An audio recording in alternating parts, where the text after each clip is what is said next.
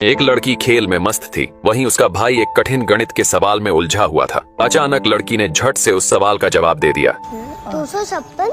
भाई को लगा कि शायद वो सिर्फ अंदाजा लगा रही है, इसलिए उसने तुरंत उत्तर चेक किया। लेकिन जब देखा कि जवाब सही है तो वह चौंक गया। उसे शक हुआ कि उसकी बहन में कुछ खास है। उसने एक और सवाल उसे दिया। जैसे ही लड़की ने स्लेट उठाई, उसे लगा जैसे अंकों की लहरें उसकी आंखों के सामने तैरने लगी और उसने फिर से एकदम सटीक जवाब दे दिया। 2 5 9 3 6 5 4 8 7 5। अब भाई को यकीन हो गया कि उसकी बहन किसी आम बच्ची की तरह नहीं है। वह दौड़कर माँ बाप को बताने गया। पहले तो उन्होंने इस बात को हल्के में लिया, तब पिता ने उसे एक कठिन घनमूल का सवाल दिया और कहा कि अगर सही हल किया तो इनाम मिलेगा। लड़की ने बोर्ड उठाया और फिर से बिना देर किए सही उत्तर बता दिया।